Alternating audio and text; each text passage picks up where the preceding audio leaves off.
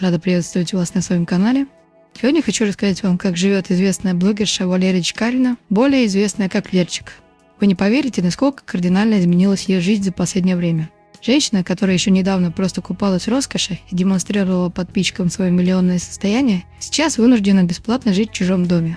Мама Лерчик, Эльвира Фиолентова, публично призналась: «Наша семья испытывает очень сложные времена. Мне больно смотреть на слезы своей дочери. Наше финансовое положение не очень». Финансовое положение наше тоже не очень, поэтому я ниже прикреплю ссылку, где вещи моей дочери в хорошем состоянии ищут новых. А какое было падение? Еще в начале домашнего ареста Валерия могла спокойно арендовать элитный дом в престижном поселке Миллениум Парк, находящемся в Истре, за баснословные 3,5 миллиона рублей. Кстати, туда ей привозили материалы уголовного дела для изучения, целых 15 томов документов.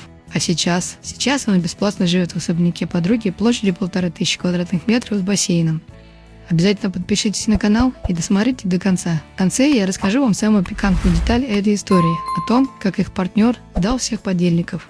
Мама Валерии объясняет ситуацию. Вы знаете, что после развода моя дочь переехала в съемное жилье. На данный момент мы живем в доме подруги Леры, оплачивая только минимальные коммунальные платежи.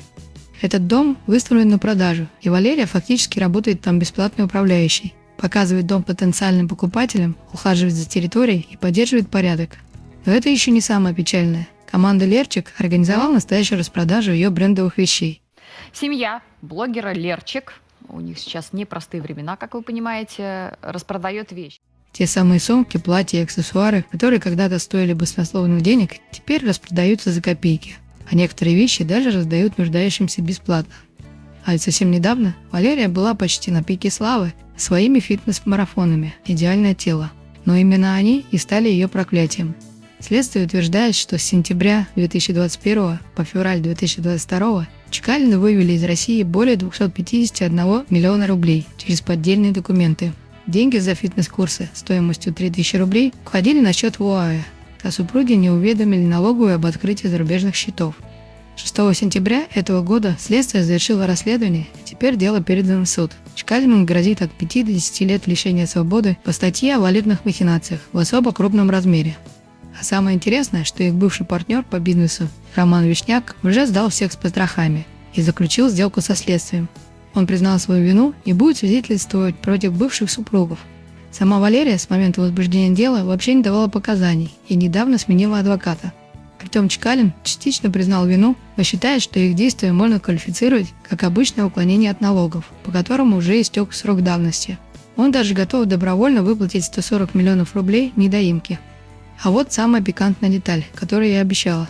Адвокат Екатерина Гордон, которая раньше защищала Лерчик, публично умоляет суд быть снисходительным к многодетным матерям. Она утверждает, что жены часто не понимают схем своих мужей и просто ставят подписи там, где им скажут: «Я прошу вас, я умоляю вас быть снисходительным к многодетным матерям и их детям. Схемы их мужей часто их никак не касаются», вызывает к снисхождению адвокат. Вот что поразительно, сама Валерия до сих пор считает себя невиновной. Домашний арест продлевает уже почти год, с октября 2024 года. А многие ее поклонники в интернете продолжают верить в ее невиновность и ждут освобождения.